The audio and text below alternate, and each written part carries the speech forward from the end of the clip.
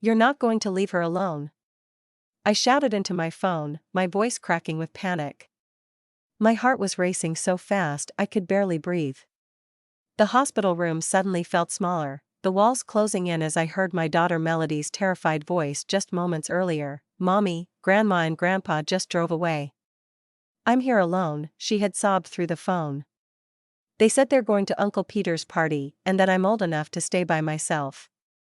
I'm scared. My name is Christina Harper, Tina to everyone who knows me, and I'm a 36-year-old widow, trying my best to raise my 10-year-old daughter after losing my husband Michael to a car accident 3 years ago. Melody has struggled with anxiety since her father's death. Sometimes waking up with nightmares, worried something might happen to me too.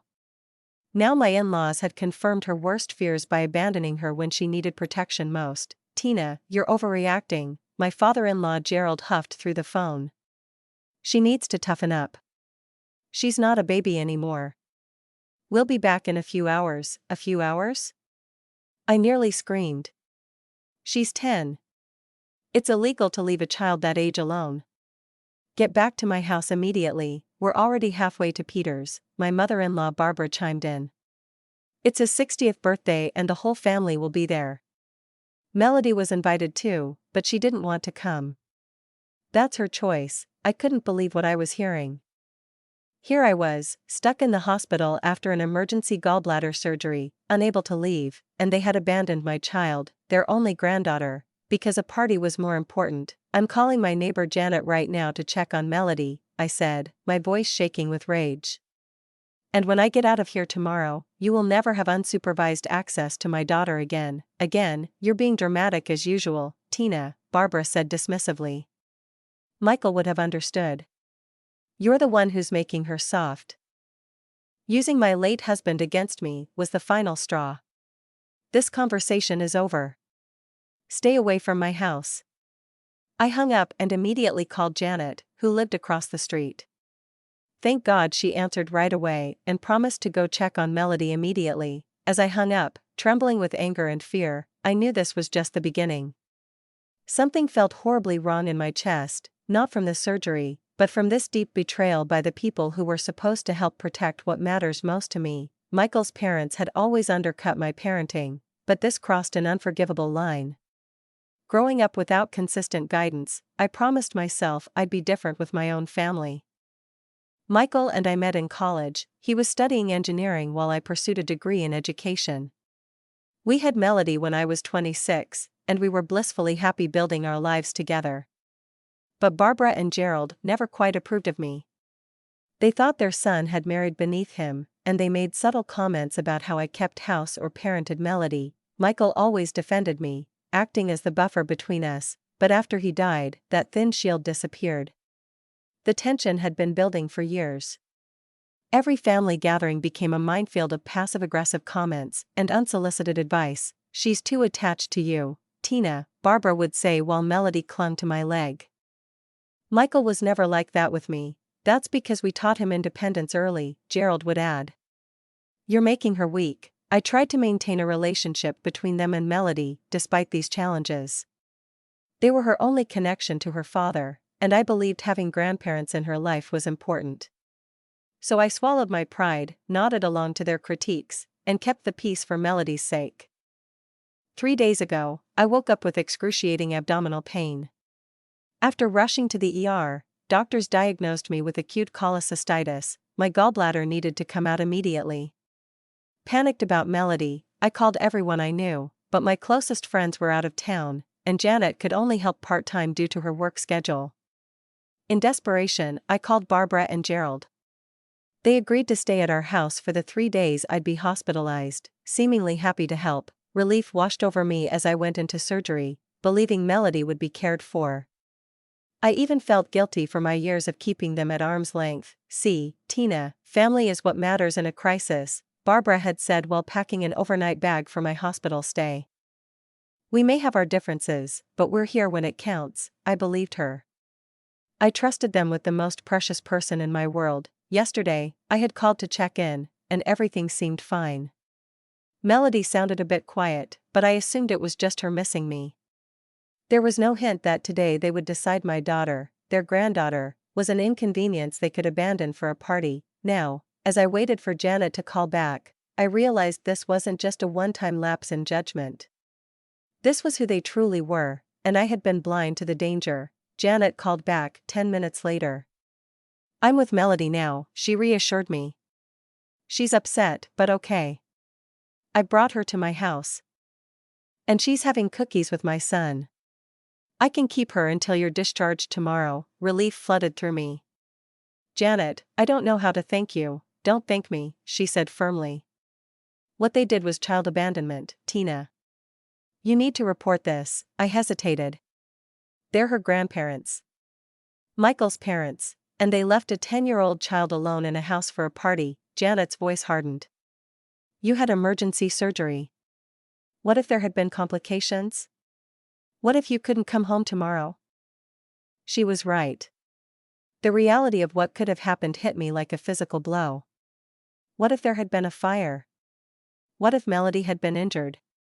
What if someone had broken in? That evening, I made a difficult call to Child Protective Services from my hospital bed. The social worker's voice was kind but serious as she took down my statement. She explained this wasn't just a family disagreement, it was a clear case of child endangerment. "We'll need to investigate and document this incident," she explained. Abandoning a child that age is considered neglect under state law. As I hung up, my phone immediately rang again. It was Gerald. "What the hell, Tina? We just got a call from some government agency saying they need to interview us about Melody." "What did you tell them?" "The truth," I replied, my voice surprisingly steady. "That you abandoned my daughter to go to a party while I was in the hospital. It was a family gathering, not some wild party, and she was perfectly safe." She was terrified, Gerald. "She's been having anxiety since her father, your son, died, and you left her alone." "This is ridiculous," he shouted. "We're her grandparents. We have rights." Something in me snapped. "Rights? You think leaving a child alone gives you rights? You have responsibilities, Gerald, which you completely abandoned, just like you abandoned Melody." "Barbara's crying because of what you've done," he said, trying to make me feel guilty, "after everything we've done for you." "What exactly have you done besides criticize and undermine me since Michael died?" My voice was shaking now, but with anger rather than fear. "Tell Barbara I'm sorry she's upset, but I'm more concerned about my traumatized daughter.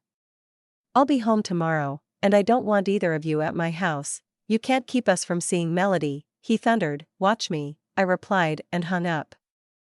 That night, my hospital room felt cold and empty. I stared at the ceiling, second-guessing myself, wondering if I'd overreacted. But every time I closed my eyes, I heard Melody's frightened voice. "Mommy, I'm here alone." No, I hadn't overreacted. If anything, I had been too tolerant for too long. The hospital discharged me the next morning. Janet picked me up and filled me in on Melody's night as we drove home. "She had trouble sleeping," Janet said quietly. "Kept asking if you were really coming home today." My heart ached. "Did she say anything else about what happened?" Janet hesitated. "She mentioned this wasn't the first time they'd left her alone." I nearly choked. "What?" "Apparently, they went grocery shopping yesterday and left her home for about an hour. She didn't call you because they told her not to bother you while you were recovering." White-hot anger surged through me. They had abandoned her twice and manipulated her into keeping quiet about it. When we arrived at Janet's house, Melody flew into my arms, clinging to me like she used to after Michael died. "Mommy, you're back," she sobbed into my shoulder. "I'm here, sweetie," I whispered, fighting through the pain of my surgical incision to hold her tight. "I'm so sorry about what happened." Later that afternoon, after settling back into our home, I changed the codes on our electronic door locks. I was still moving slowly from surgery, but determination pushed me forward as I called a locksmith to change the physical locks as well. Melody watched me with wide eyes. "Are Grandma and Grandpa coming back?" she asked quietly. I sat beside her on the couch, choosing my words carefully. "Not for a while, honey. What they did was wrong and dangerous. They said I was being a baby," Melody whispered. "Grandpa said Daddy wouldn't be proud of me being so scared."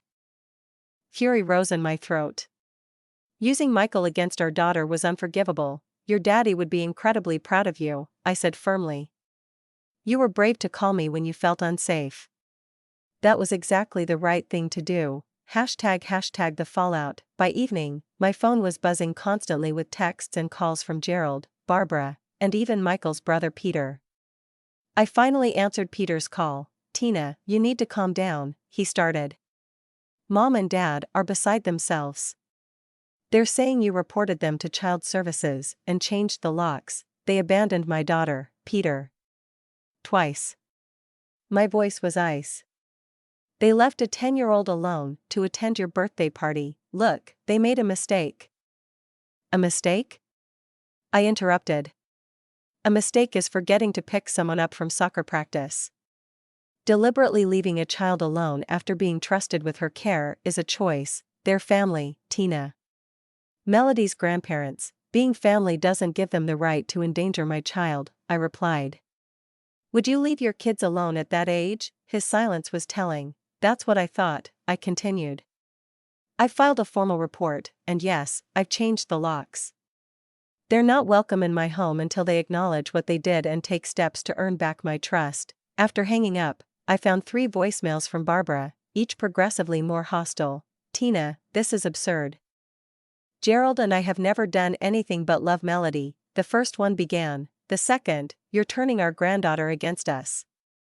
Michael would be horrified by your behavior. And the third, left just minutes ago, we're consulting with a lawyer about grandparents' rights. You can't keep us from seeing Melody. You've gone too far this time. I deleted them all, hands shaking. I knew the threat about grandparents' rights might not be empty, they had the resources for legal action, but I also knew I had documentation of their neglect, and protecting Melody was worth whatever battle lay ahead. As I tucked Melody into bed that night, she looked up at me with teary eyes. Am I in trouble with Grandma and Grandpa? No, sweetheart, I assured her. They're the ones who made a bad choice, not you. You're safe now. But as I kissed her goodnight, I wondered if any of us were truly safe from what was coming next. #the investigation. The next morning I received an email from CPS confirming they'd opened an investigation. The social worker, Ms. Patterson, would be interviewing all parties involved, starting with a home visit that afternoon. The email also included resources about child safety and family counseling. I was walking Melody to the bus stop when my phone rang again. Barbara's number. I declined the call, but a text followed immediately. We're coming over at noon to talk. This has gone far enough. My hands trembled as I texted back, do not come to my house. I will call the police if you show up uninvited. 3 dots appeared, disappeared, then appeared again before her response came through. You wouldn't dare. Try me, I wrote back, after seeing Melody safely onto the school bus.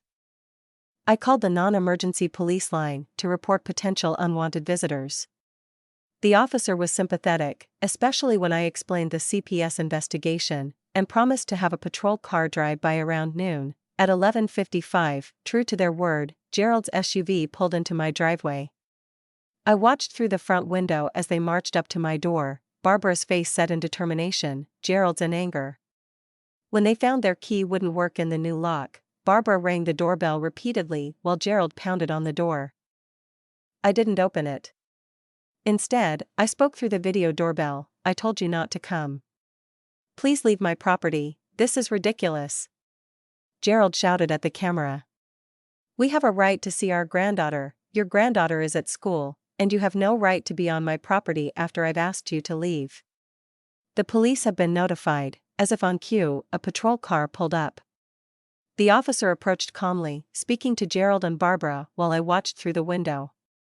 Gerald's face grew redder as he gestured wildly toward my house. Eventually, they got back in their SUV and left. With one final glare toward my door, the officer knocked gently. Ms. Harper, they're gone now. Would you like to make a formal statement about the situation? I invited him in and explained everything, the abandonment, the CPS report, and their showing up despite my explicit request not to come.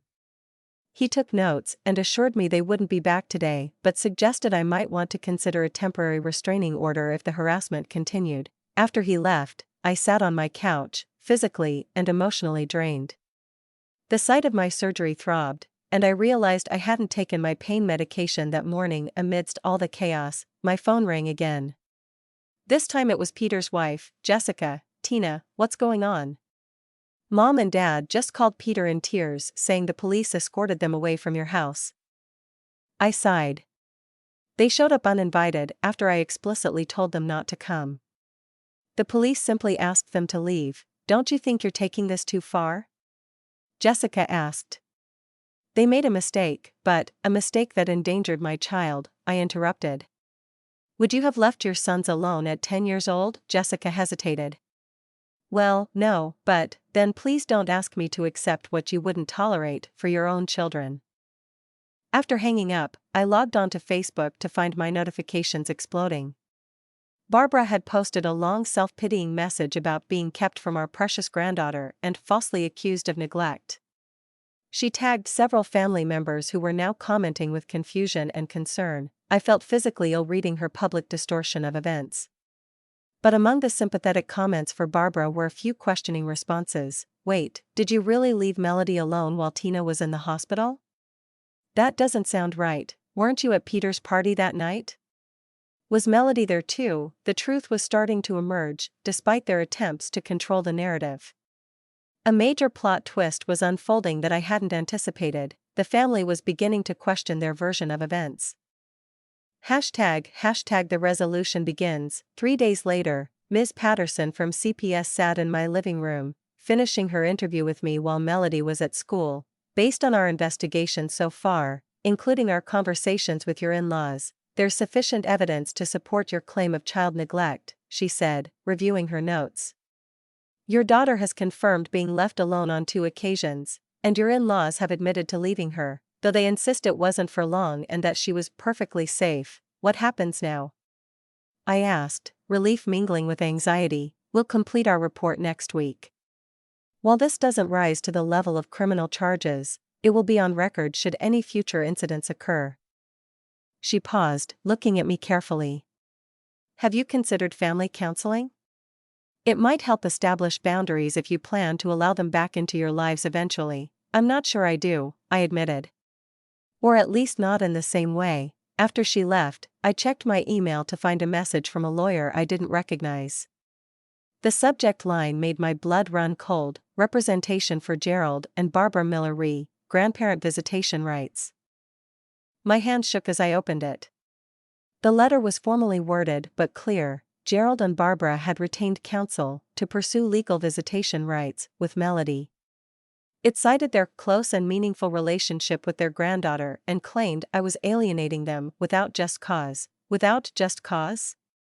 My surgical incision still hurt when I moved too quickly, a constant reminder of the moment my in-laws had chosen a party over my daughter's safety. I forwarded the email to my friend Elaine, who was an attorney, asking for her advice. She called me within minutes. "First, don't panic," she said. "Second, they're overplaying their hand. Grandparents' rights cases are notoriously difficult to win, especially with an active CPS finding of neglect. I'd be happy to represent you if it comes to that." "Thank you," I said, my voice breaking. "I just don't understand how they've twisted this around so completely. They're acting like they're the victims. People who can't accept responsibility often flip the narrative," Elaine explained. "But the facts are on your side, Tina." That evening, as Melody and I were eating dinner, the doorbell rang. I checked the video feed to see Peter standing there alone, looking uncomfortable. I hesitated, then opened the door. "Can we talk?" he asked quietly. I let him in, keeping Melody in my sight in the dining room. "I spoke with Jessica's sister," he began, sitting stiffly on the edge of my couch. "She's a child psychologist. She said what Mom and Dad did was absolutely inappropriate and potentially traumatic for Melody." He ran a hand through his hair. "I didn't want to believe they would do something so irresponsible." "I didn't either," I said softly.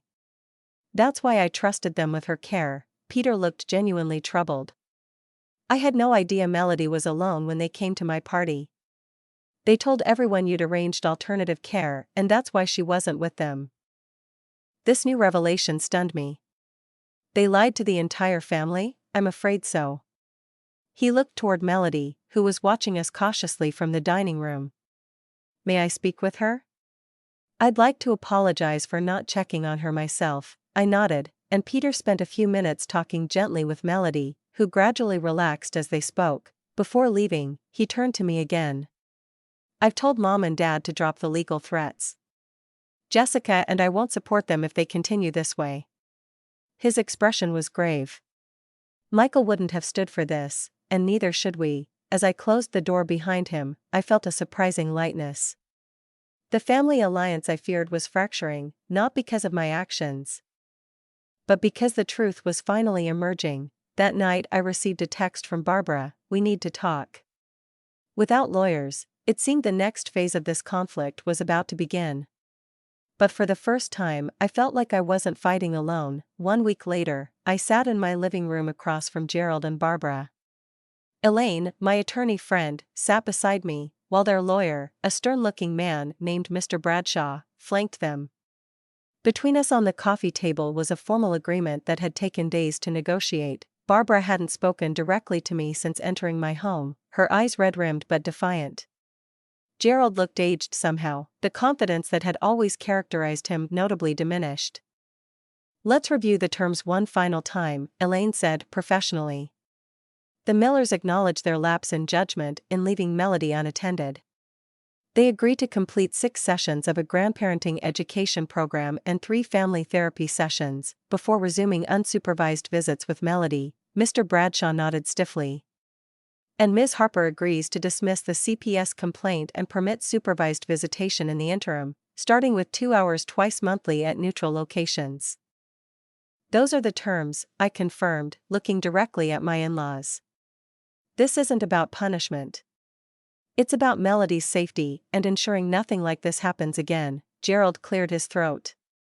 "We still think this has been blown out of proportion, but we'll sign." As they scrawled their signatures on the document, I felt no triumph or satisfaction, just relief that the battle was ending and hope that healing could begin. After they left, I found Melody sitting on her bed, clutching the photo of Michael that she kept on her nightstand. "Are Grandma and Grandpa mad at me?" she asked in a small voice. I sat beside her, wrapping an arm around her shoulders. "They were never really mad at you, sweetheart. They're sad about the situation, but we're all going to work together to make things better." "Will I see them again?" "Yes," I assured her. "But things will be a little different for a while. We're setting up some new rules to make sure everyone feels safe and respected." 3 months later, I sat on a bench at the park watching as Melody showed Gerald how to use the tablet she'd gotten for her birthday. Barbara sat nearby, actually listening as Melody explained a game she enjoyed. Peter and Jessica's sons played on the swings, occasionally calling for Melody to join them. The family therapy sessions had been difficult but necessary.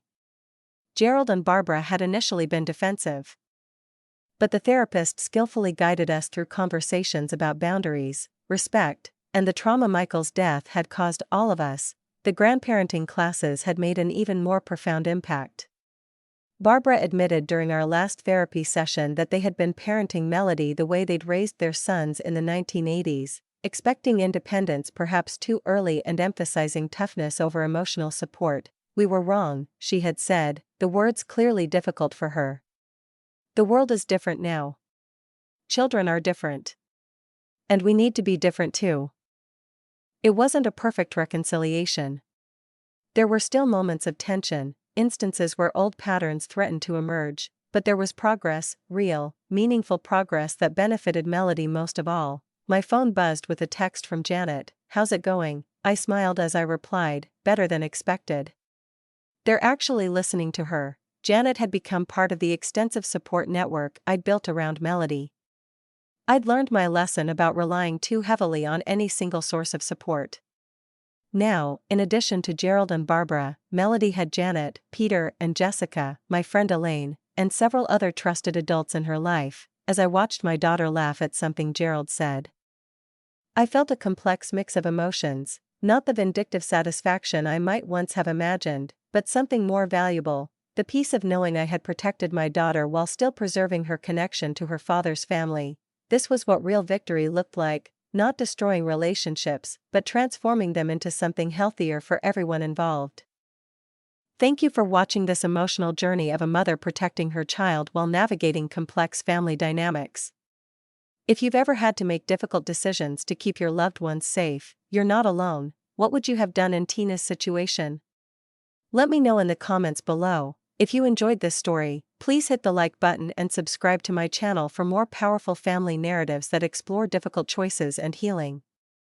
Don't forget to turn on notifications so you never miss a new upload. For those dealing with family conflicts or boundary issues, I've included helpful resources in the description below. Remember, protecting your children is always the priority, but with patience and clear boundaries, healing is possible. See you in the next video.